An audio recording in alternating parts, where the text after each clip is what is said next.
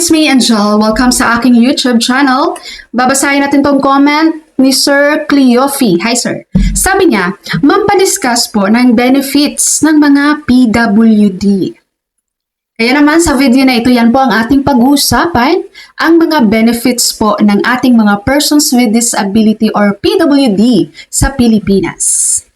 Make sure po ha, meron po kayong PWD ID. Pag wala po kayo nun, kumuha po kayo guys sa inyong LGU. Ayan, nagre-release po yan sila ng inyong PWD ID. Okay, number 1 benefits po ng PWD natin. Guys, pwede nyo rin basahin itong RA 10754. Okay? Ito po yung expanding of the benefits and privileges of persons with disability. Okay, so number 1 po, 20% discounts and VAT exemptions. So, ito po yung sa pagbili nyo po ng mga medicine, kasama dito yung professional fees, no? Kapag nagpa-check up kayo, meron kayong mga discounts sa doctors or dentists, laboratories fees, hotel accommodations, restaurants, theaters or cinemas, and funeral services. 20% discount and VAT exemptions. Number 2, pagdating po sa transportation, meron din po kayong 20% discount on domestic air and sea and land transportation. So kapag kukuha kayo guys sa mga ticket nyo, no airlines, kaya yung mga shipping, ayan. So meron kayong 20% discount doon. Of course, yung mga regular nating transportation guys, meron din yan ha. LRT, MRT, or jeep. So meron kayong 20% discount doon. Number 3, special discounts. 5% on basic necessities, no? Yung mga food, mga household essentials, mga sabon.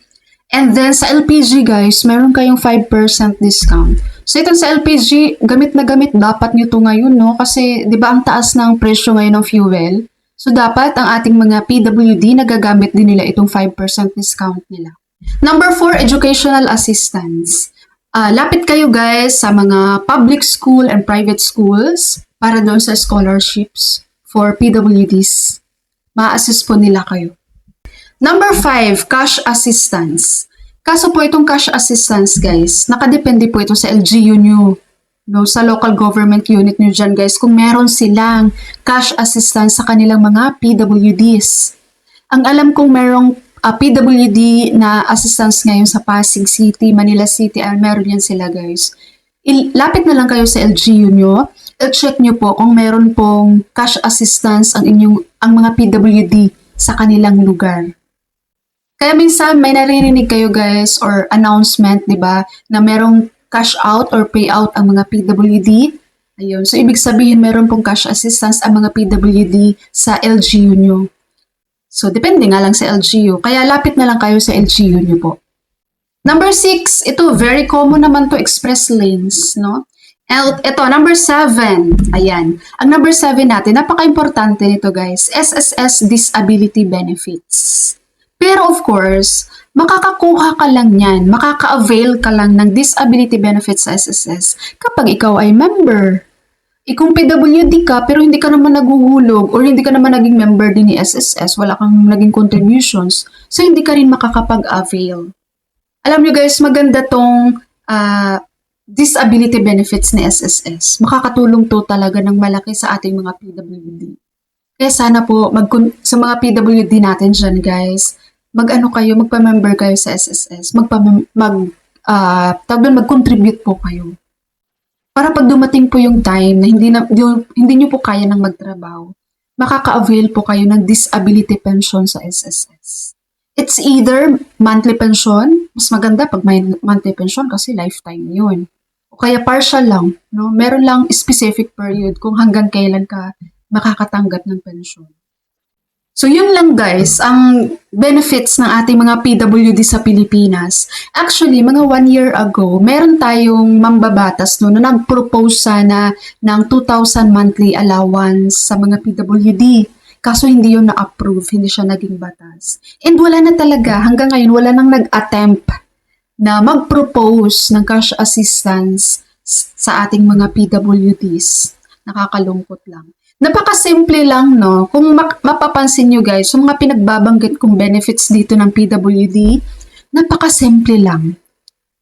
Napakasimple lang ng mga benefits ng PWD. To be honest, hindi ko siya na-appreciate. Maging honest ako guys, hindi ko na-appreciate yung mga benefits ng PWD natin sa Pilipinas. Yung mga discounts na yan, yung mga exemptions sa tax na yan, paano nakakasigurado ang gobyerno na lahat ng establishment ay nagbibigay ng discounts sa mga PWD? Diba? Yung ating mga senior citizens. Hindi nga lahat ay nakaka-avail sila ng discount. Kasi maraming mga establishment, guys, na hindi nagbibigay ng discounts, hindi nagbibigay ng exemptions sa ating mga senior citizens. So what more sa ating mga PWD? Pareho lang yan, ganun din yung mangyayari dyan. Uso kasi sa Pilipinas ang bend the law, no? Kumbaga, maraming batas na hindi naman sinusunod. Binabali pa. Halimbawa ko dito guys, yung yakap program ng PhilHealth. Parang naging propaganda nga lang siya eh. Kapag ang sarap-sarap pakinggan, ang sarap panoorin kung ano yung mga makukuha, ma-avail, no, ng mga pasok doon sa yakap program. Pero in real life guys, pahirapan. Magugulat ka na lang yung pupuntahan mong clinic, hindi naman available sa kanila ang yakap. Minsan, ang clinic magsasabi pa yan, ano yung yakap? Ano yung yakap program ng PhilHealth? Hindi po namin alam yan. Pero makikita mo yung name ng clinic nila nandun sa accredited list na binigay ng gobyerno na pasok doon sa mga yakap program na makakapag-provide ng yakap. Kaya hindi natin alam kung sino yung nagsasabi ng totoo. Yung clinic ba na hindi naman nila alam ng yakap o yung gobyerno na pinagluloko lang tayo. So ayun lang, ang pangit ng mga benefits ng PWD natin sa Pilipinas. No? Wala man lang cash assistance. No, sana meron silang cash assistance galing sa government mismo. Kaso wala.